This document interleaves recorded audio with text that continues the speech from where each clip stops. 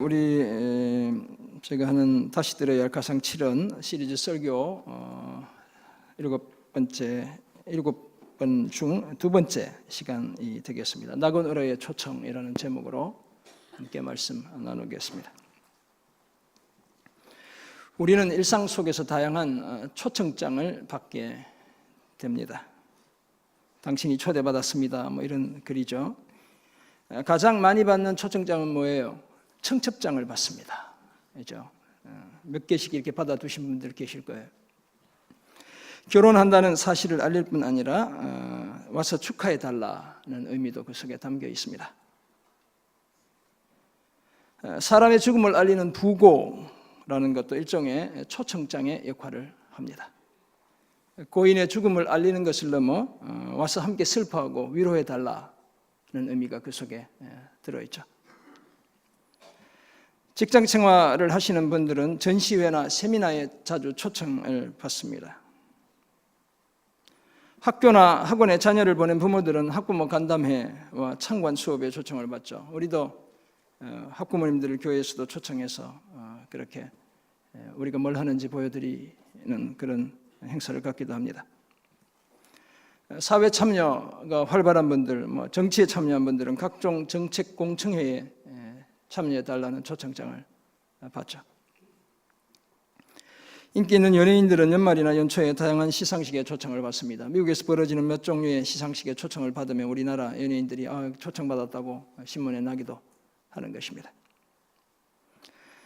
삶에서 가끔씩 우수고객으로 선정되어 영화 시사의 초대장을 받기라도 하면 우리의 기쁨이, 즐거움이 배가 됩니다.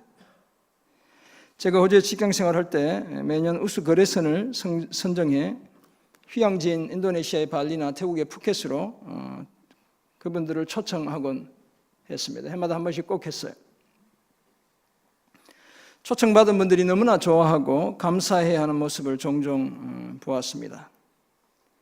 비행기 티켓과 숙박, 호텔 숙박은 물론이고 음식도 다 제공하죠. 현지 관광과 골프대 비용까지 다 지불해 주는 초청 행사이기 때문에 웬만큼 급한 일이 있지 않으면 다들 좋아하고 그 초청에 응하는 것을 보았어요. 이런 행사를 위해 보내는 초청장에는 지난번에도 말씀드렸지만 저렇게 RSVP라는 말이 적혀 있습니다. 밑에 작은 단어는 불어거든요. Responsive Play. 제가 이렇게 발음하면 집에 가서 혼나요. 제 아내 전공이 불어여가지고. 회신을 부탁합니다. 이런 뜻이죠. 참석 여부를 꼭 알려달라는 것입니다. 왜냐하면 사전에 적절한 대회 장소를 준비해야 되죠. 제가 개최했던 그런 행사들은 비행기 티켓을 다 준비해야 돼요. 식사와 필요한 이벤트를 미리 다 준비해야 되기 때문에 그렇습니다. 따라서 그 초청장을 받은 사람들 중 참여하겠다고 확실히 회신한 사람들만 행사에 참여하게 되는 것이죠. 이런 확답 없이 그냥 공항으로 나갔다간 낭패를 당할 수밖에 없습니다. 당장 국제선 비행기를 탈 수가 없죠. 설령 대기 라인에서 기다리다가 취소되는 표를 구해 대회 장소까지 간다 치더라도 여러분 혹시 비행기 표가 없으면 가서 기다리면 웨이팅 리스트에 기다리면 취소하는 사람들 때문에 구할 수가 있어요. 해외여행 하시다가 혹시 놓쳐버리면 그렇게 구하면 되는 거예요. 그렇게 가더라도 그 대회가 벌어지는 장소에 호텔이 그 사람 이름으로 예약되어 있지 않습니다. 화려한 만찬이 차려진 테이블 위에는 자신의 이름이 적힌 명표가 없어요. 우리가 그런 초청 행사를 하면 테이블 세팅을 잘 해놓고 그 위에 사람들끼리 그룹핑을 지어줘요. 그래서 앉을 분들을 정해주고 이름을 다 적어놓는 거예요. 자기 이름이 없는 거예요. 처음 초청받았을 때는 초청의 대상자였지만 이제는 뭐가 되는 것이요? 불청객이 되고 마는 것입니다. 2000년 전 하나님께서 온 인류에게 초청장을 보내셨습니다. 엄청난 잔치를 열어두시고 사람들을 초청하셨어요. 그 잔치가 벌어지는 곳이 낙원이죠. 따라서 이 초청장보다 더 좋은 초청장은 존재하지 않습니다. 예수님과 예수님의 십자가는 우리의 모든 죄를 용서받고 영생을 얻게 하는 하나님의 초청장입니다. 다시 말해서 우리를 낙원으로 인도하는 하나님의 초청장인 셈이죠. 그렇다고 해서 누구나 다 들어가는 것은 결코 아닙니다. 그 초청장에 저는 갑니다 라고 회신한 사람들만 들어갈 수 있습니다. 이런 사실을 말씀하는 오늘 본문 누가복음 23장 39절에서 43절을 통해 우리는 각기 다른 새 등장인물을 만나게 됩니다. 먼저 자아의 굴레를 벗어버리지 못하는 한 강도를 만납니다. 그러니까 옛사람의 내 모습에 그냥 꽁꽁 쌓여 살아가는 한 사람을 만나게 된다는 거예요.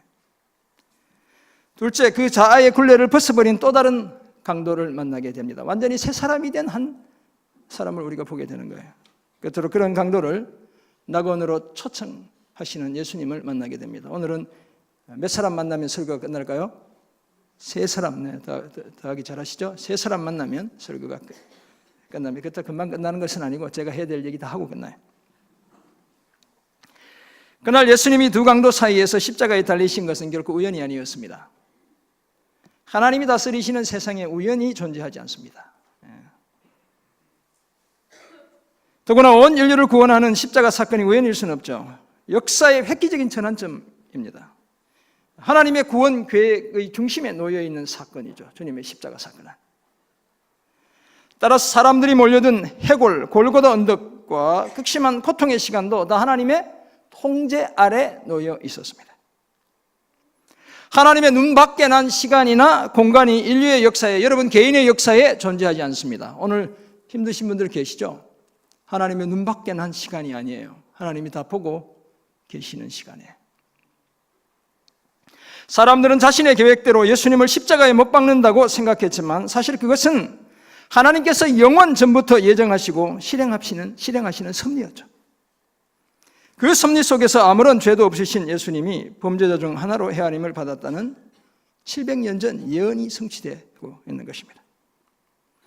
정말 믿기 어려운 일이 실제로 일어났습니다. 죄가 전혀 없는 거룩하신 하나님이 악한 자들과 같은 취급을 받았습니다.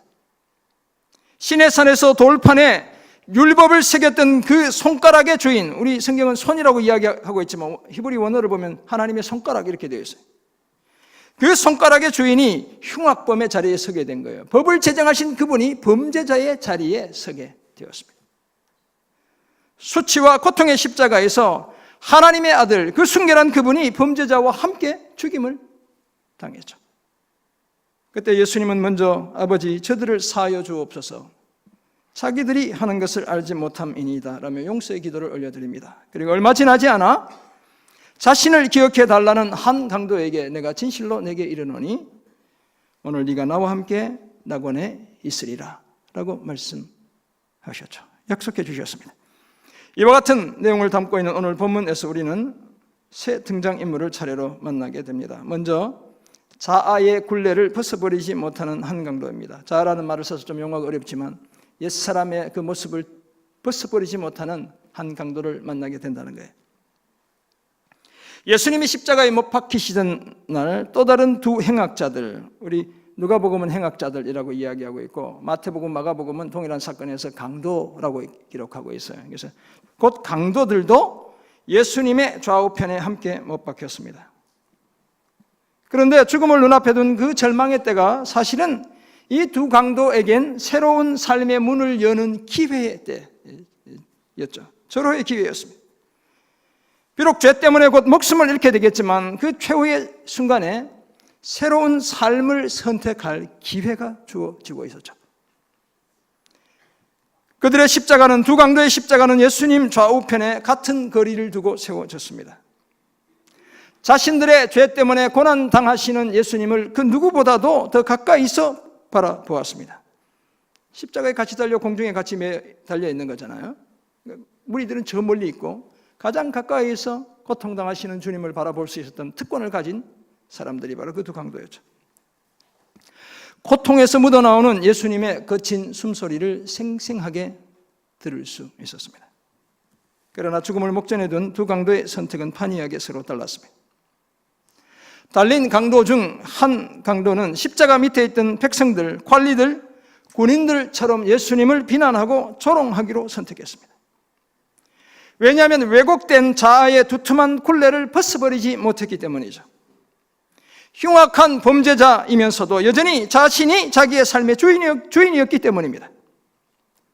죄로 인해 한없이 일그러진 자화상이 이 강도의 마음과 눈과 귀를 멀게 했기 때문인 것이죠. 그래서 하나님의 아들의 거친 숨소리와 고통스러운 신음소리를 가장 가까이서 듣고서도 낙원으로 이끄시는 하나님의 초청을 거부했습니다. 제발 잔치에 참여해달라는 아들까지 십자가의 죽임을 당하게 하시면서까지 그 잔치에 참여해달라는 그 초청을 보기 좋게 거절했습니다. 오히려 조롱했고 비방했고 마태복음 마가복음 보면 욕했다라고 기록하고 있어요. 오늘 보면 39절이 그 사실을 말씀합니다.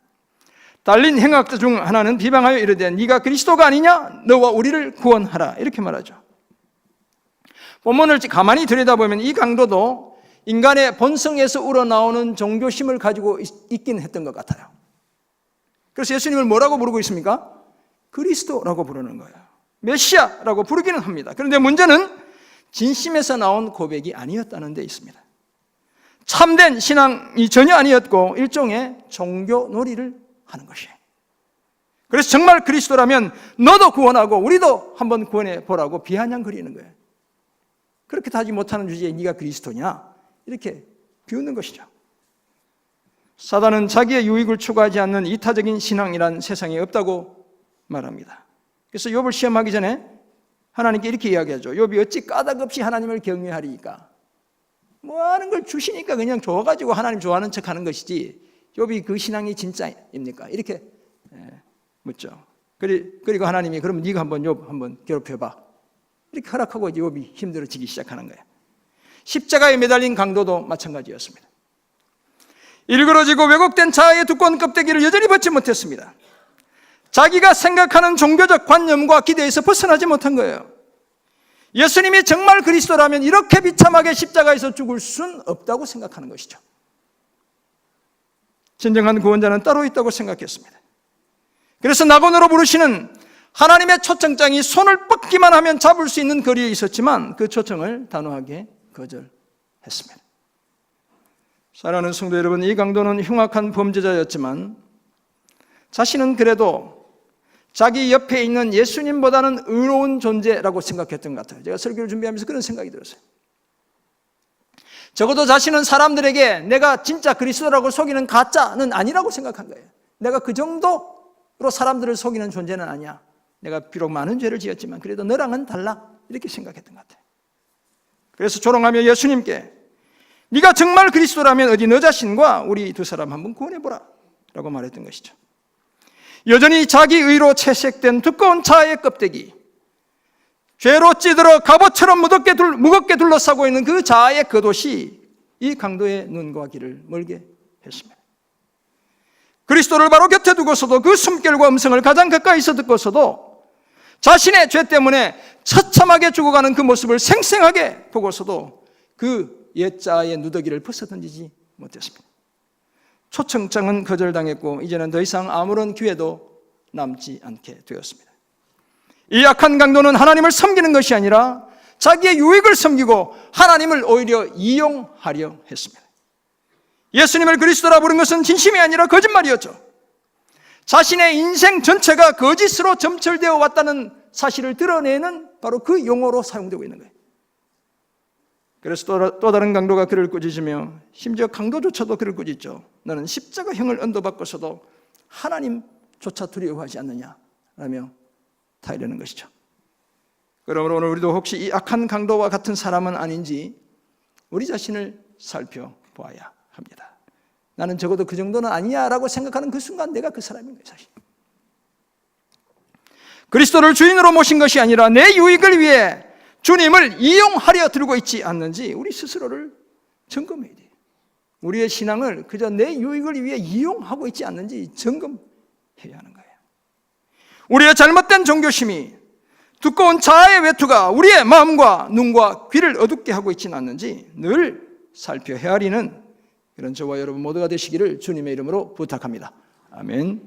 오늘 본문에서 발견하는 두 번째 인물, 자아의 굴레를 벗어버린 또 다른 강도예요. 새 사람을 입은 또 다른 강도를 우리가 만나게 됩니다. 또 다른 강도는 첫 번째 강도와는 판이하게 다른 모습을 보여주고 있죠.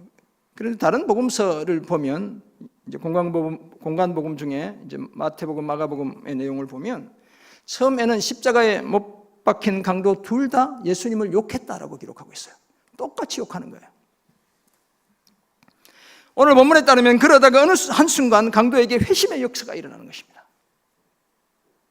그래서 다른 한 강도는 예수님을 비방하는 강도를 꾸짖죠. 너는 십자가형으로 죽어 마땅한 흉악한 죄를 지어놓고서도 어떻게 하나님조차 두려워하지 않느냐라고 말합니다. 이렇게 말하는 강도가 나는 너보다 나 이렇게 얘기하는 것이 아니죠. 나와 너는 십자가형으로 죽어야 할 마땅한 죄를 지은 죄인이야 라고 이야기하는 것입니다. 반면 예수님은 그렇게 죽어야 할 이유가 전혀 없다고 말하죠. 오늘 보면 41절이 그 사실을 명백하게 보여주고 있습니다. 우리는 우리가 행한 일에 상당한 보응을 받는 것이니 이에 당연하거니와 이 사람은 행한 것이 옳지 않은 일이 없다는 거예요. 다른 강도를 향해 너와 나는 죽어 마땅한 죄인이지만 우리 가운데 우리 사이에 계신 예수님은 이렇게 비참하게 죽어야 할 이유가 전혀 없는 분이야 라고 말했죠. 자신의 죄를 인정하고 죄를 회개하는 급격한 변화가 일어난 거예요. 죄 없이 죽임을 당하시는 주님을 바라보고 내가 죄인이라는 그 사실이 깨달아지기 시작하는 거예요. 죽음 직전에 예수님의 죽음이 자신을 포함한 온 인류의 죄를 대속하기 위한 죽음이라는 사실을 깨닫게 되었습니다.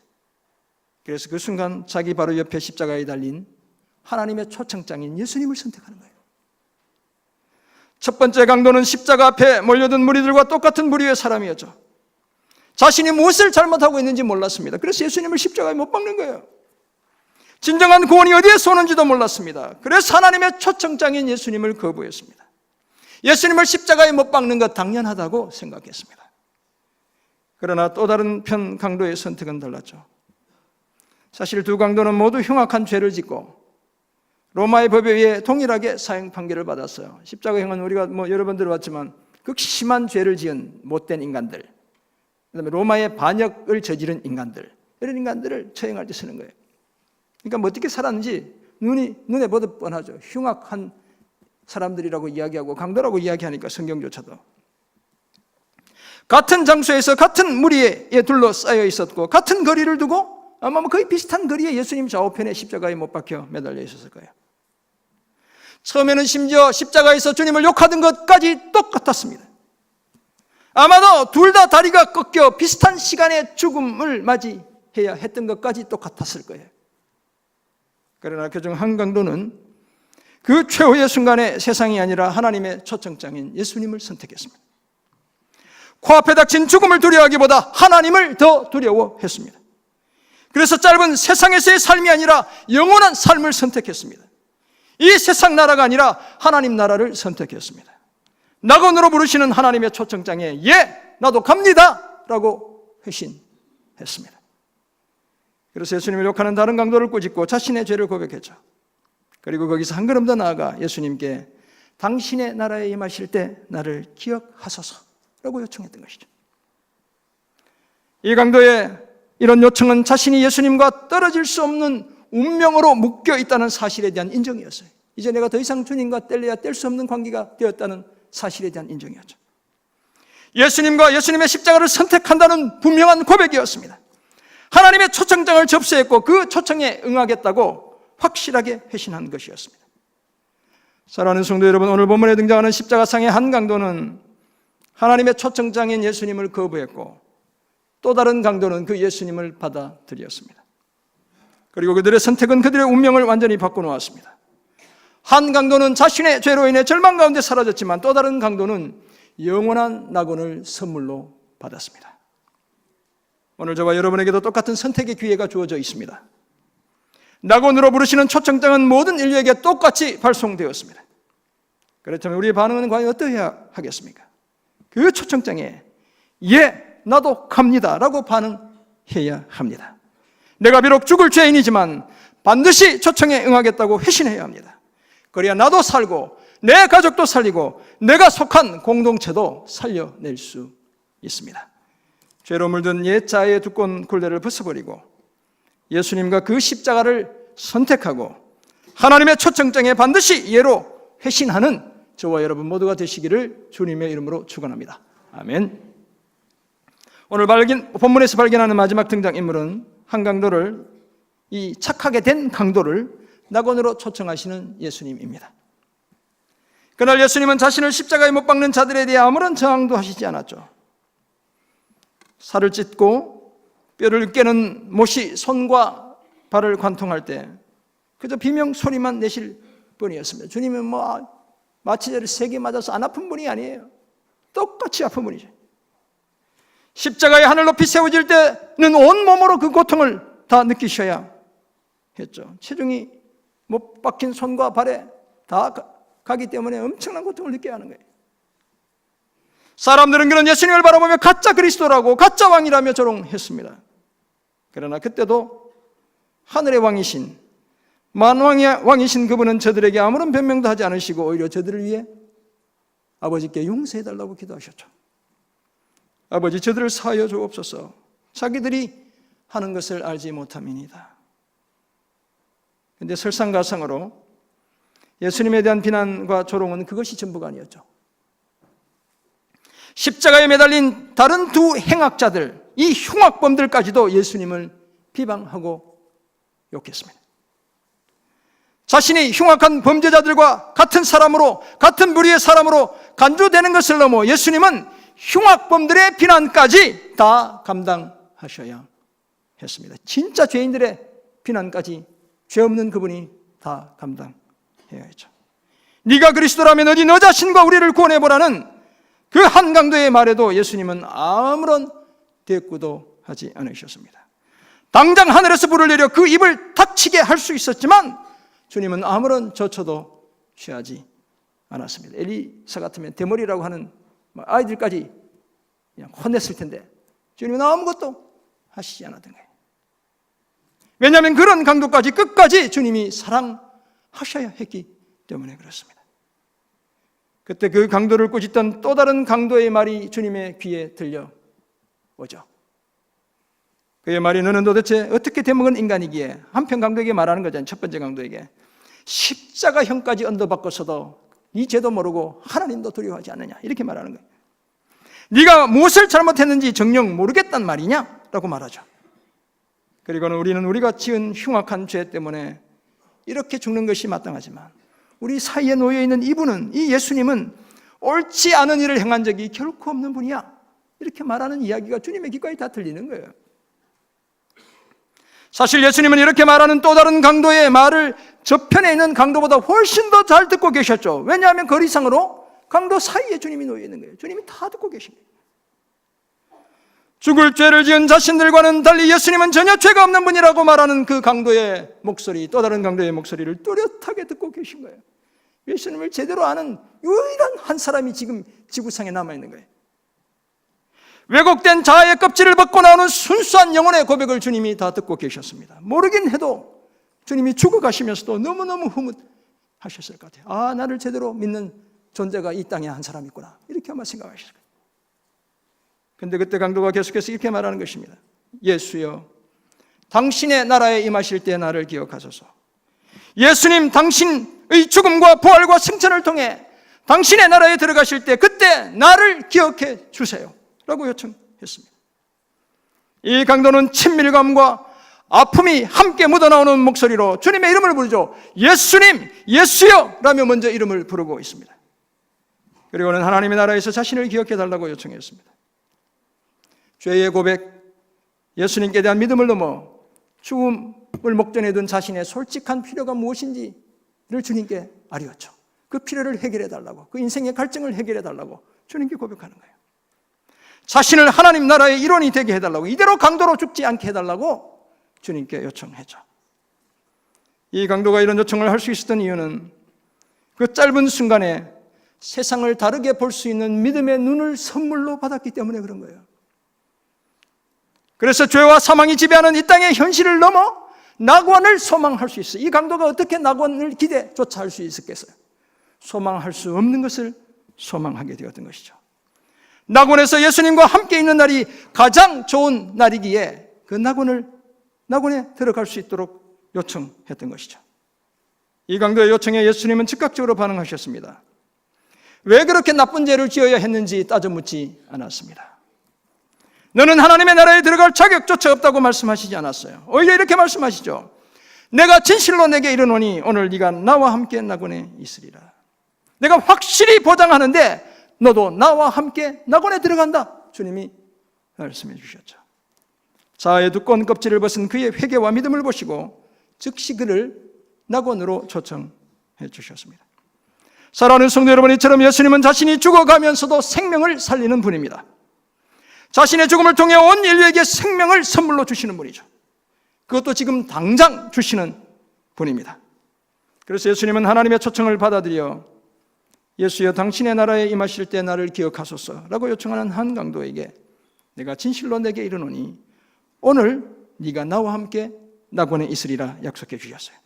내일 구원하시겠다고 말씀하시지 않았습니다. 오늘 곧 지금 당장 구원이 시작되게 해 주시겠다고 말씀했습니다. 비록 육체는 죽지만 지금 이 순간부터 의인들만 살아가는 낙원에 합당한 사람이 되게 해 주시겠다고 약속하셨습니다. 이 약속을 오늘 저와 여러분이 이미 누리고 있는 것입니다. 왜냐하면 우리는 하나님의 초청장인 예수님과 예수님의 십자가를 이미 선택했기 때문에 그렇습니다. 낙원으로 초청하시고 반드시 이끄시는 예수님의 약속을 기억하고 날마다 믿음으로 승리하며 살아가는 저와 여러분 모두가 되시기를 주님의 이름으로 축원합니다. 아멘. 그렇다면 낙원으로의 초청장을 받은 우리는 이제 어떤 삶을 살아야 하겠습니까? 먼저 왜곡된 자아의 껍질은 과감하게 벗어버려야 합니다. 옛사람은 과감하게 벗어 던져야 하는 거예요. 그날 두 강도는 하나님으로부터 똑같은 초청장을 받았습니다. 그러나 그 선택은 판이하게 달랐죠. 여러분, 이 강도는 정말 한 번만 선택하면 모든 것이 다 용서받는, 팔자가 고쳐지는 그 현장에 있었던 거예요. 그러나 그 선택은 판이하게 달랐고 그 결과 또한 극명하게 서로 달랐습니다. 한 사람은 영벌의 죽음에 들어갔고 다른 한 사람은 영생의 낙원에 들어갔습니다. 그래서 어떤 사람은 예수 믿는 게 이런 거라면 나는 예수 못 믿겠다고 얘기하는 사람이 있어요. 이렇게 그냥 시큰 죄 짓다가 한번 믿으면 구원받으면 이게 뭐 말이 되냐 이렇게 얘기하는데 내가 죄인이라는 사실을 모르기 때문에 하는 거예요. 우리가 다 그렇게 구원받은 존재예요. 그 은혜를 모르고 그렇다면 예수 못 믿겠다고 얘기하는 거예요. 착각하는 것이죠. 그런데 그들이 서로 다른 선택을 할 수밖에 없었던 이유가 있었죠. 옛사람으로 지칭되는 자아의 그 두꺼운 껍질이 문제였어요. 첫 번째 강도는 여전히 자아의 두꺼운 껍질 속에 갇혀 있었습니다. 구원의 역사적인 현장에 누구보다 가까이 있었지만 그 구원자를 제대로 보지 못한 거예요. 반면 또 다른 강도는 옛사람과 자아의 두꺼운 껍질을 과감하게 벗어던졌습니다. 새로운 세계로 나오기로 결단했습니다. 자연스럽게 구원자 되시는 예수님을 감격스럽게 만날 수 있었습니다. 사랑하는 성도 여러분, 무엇이 저와 여러분을 여전히 어두운 감옥 속에 가두어 놓고 있습니까? 은혜 받을 만한 이때에 무엇이 우리가 받을 은혜를 가로막고 있습니까? 이기심과 잘못된 종교심에 찌든 우리의 왜곡된 자아의 껍질을 과감하게 벗어 던져야 합니다. 여전히 영적 미성숙의 상태에 머물게 하는 옛사람을 벗어버려야 합니다. 하나님과 교회보다 나를 더 사랑하는 못된 그 이기주의를 다 버려야 하는 것이죠. 이런 아름다운 결단을 통해 낙원을 약속받는 저와 여러분 모두가 되시기를 간절히 소원합니다. 아멘. 두 번째 적용점, 늘 좋은 선택을 해야 돼요. 우리의 잘못된 선택이 쌓이다 보면 우리는 크게 궤도에서 벗어나게 되어 있습니다. 그래서 우리 속담에도 바늘 도둑이 무슨 도둑 된다 그래요? 소도둑 된다는 거예요. 그러니까 하찮게 여겼던 그 나쁜 짓들이 점점 더 큰 나쁜 짓이 된다는 거예요. 십자가에 달린 강도들이 그랬죠. 그래서 제가 지난주에 말씀드렸던 C.S. 루이스는 그것을 더 이렇게 보상하게 표현했죠. 선과 악은 복리로 증가한다 이렇게 이야기한 거예요. 십자가의 강도들이 바로 그러했습니다. 자라면서 무수한 잘못된 선택들을 하다 보니 마침내 흉악범이 되고 말았습니다. 그러므로 우리는 할 수만 있다면 늘 좋은 선택을 해야 합니다. 또 다른 강도, 반대편의 강도가 했던 그 선택을 우리가 해야 해요. 그렇다면 여러분 무엇이 좋은 선택입니까? 예수님을 선택하는 것이죠. 예수님의 십자가를 선택하는 것입니다. 그것보다 더 좋은 선택은 존재하지 않습니다. 왜냐하면 예수님이 우리를 낙원으로 인도하는 유일한 길이기 때문에 그렇습니다. 이 선택에는 전혀 실패가 없고 후회가 없습니다. 이 선택을 한 사람은 억울한 일을 당해도 참을 수 있고 답답한 일을 만나도 낙심하지 않습니다. 오해받는 상황 속에서도 너그럽고 쉽게 해결되지 않는 문제들 앞에서도 조급해하지 않습니다. 가난해도 자족함으로 감사하고 아프고 슬프고 힘들어도 끝까지 참아낼 수 있습니다. 주님을 선택한 사람, 주님의 십자가를 선택한 사람.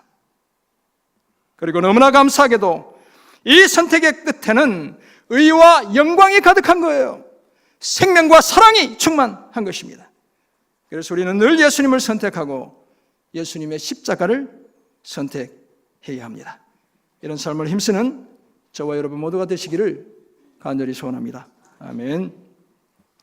물망초 너무너무 예쁘죠? 네, 우리 스크린 예쁘게 나왔죠? 제가 뒤로 돌아보지 못한 저 앞에 하면 너무너무 예쁘게 나왔어요. 다 주님 앞에 여러분들이 다 저렇게 귀한 꽃들이에요. 네, 보배들이죠. 네, 주님, 제가 봐도 그런데 주님 모시기엔 더 할 것 같아요. 물망초라는 꽃말이 나를 잊지 말아요 라는 거잖아요. 그래서 영어로 forget me not 이렇게 쓰죠. 전설이 있습니다. 독일의 전설에 따르면 도나우강 가운데 있는 섬에서 이 꽃이 자랐대요. 그래서 애인에게 이 꽃을 꺾어주기 위해 한 청년이 그 섬까지 헤엄을 치며 가는 것입니다. 그런데 안타깝게도 그 꽃을 꺾어가지고 돌아오다가 그만 급류에 휘말리게 되었어요. 그때 청년은 가지고 있던 꽃을 강가에 있던 애인에게 던져주고는 이렇게 얘기한 게 나를 잊지 마시오. 네. Don't forget me 이렇게 영어로 하면 나를 잊지 마 이렇게 한마디를 남기고는 사라지는 거예요. 여러분 저는 잊어도 됩니다. 여러분 사랑하는 아내들은 잊지 마시고 남편들 잊지 마시고. 그리고 사라진 거예요. 그녀는 사라진 애인을 생각하며 일생 동안 그 꽃을 몸에 지니고 살았습니다. 그래서 그 꽃말이 물망초가 된 거예요. Forget me not. 나를 잊지 마세요. 이렇게 된 거예요. 오늘 본문에서 한 강도는 형장의 이슬로 사라지는 그날 예수님께 자신이 잊혀지질 않기를 원했죠. 기억되기를 원했어요. 늘 기억되는 존재가 되기를 원했습니다. 그래서 예수님께 뭐라고 부탁해요? 당신의 나라에서 나를 어떻게 해달라고요? 기억해달라고 부탁했죠. 그래도 말씀드리지만 그 요청은 이제 자신은 예수님과 뗄래야 뗄 수 없는 운명적인 관계라는 사실을 고백하는 거예요. 주님, 나를 주님에게서 떼내지 마세요라고 요청하는 거예요. 그 요청이 유효하게 되는 길이 그날 열려 있었습니다. 다름 아니라 하나님의 초청장인 예수님을 선택하는 것이죠. 그래서 그 강도는 주님을 선택했고 낙원을 보장받았습니다. 영원히 기억되는 존재, 생명책이 그 이름에 기록되는 존재가 된 거예요. 단 한 번의 올바른 선택이 그가 지금까지 살면서 내렸던 무수한 잘못된 선택을 다 상쇄시켰습니다. 여러분, 다 그렇게 해서 팔자 고친 사람이 저와 여러분인 거예요. 여러분, 사랑하는 성도 여러분, 자아의 두꺼운 껍질에 여전히 둘러싸여 살 것인가? 아니면 그 껍질을 벗어던지고 새로운 삶을 살 것인가? 이것은 저와 여러분의 선택의 몫이에요. 하나님 우리에게 선택하도록 허용해 주셨어요. 한 강도는 자신의 뒤틀린 자아를 고집스럽게 계속 붙들었습니다. 그러나 다른 강도는 기꺼이 자아의 굴레를 벗어던졌죠. 그 단 한 번의 선택이 그를 낙원으로 인도했습니다. 왜냐하면 그는 하나님의 초청장인 예수님을 선택했기 때문입니다. 그러므로 이제 우리도 왜곡된 자아의 껍질은 과감하게 벗어던져야 합니다. 뿐만 아니라 늘 좋은 선택을 연습해야 합니다. 어떤 삶의 형편 속에서도 오직 예수 그리스도와 예수 그리스도의 십자가만 선택해야 합니다. 이런 복된 삶을 늘 연습해 아름다운 낙원을 보장받고 살아가는 저와 여러분 모두가 되시기를 주님의 이름으로 축원합니다. 아멘. 기도하겠습니다. 하나님 아버지, 오늘 우리에게 주신 귀한 말씀 붙들고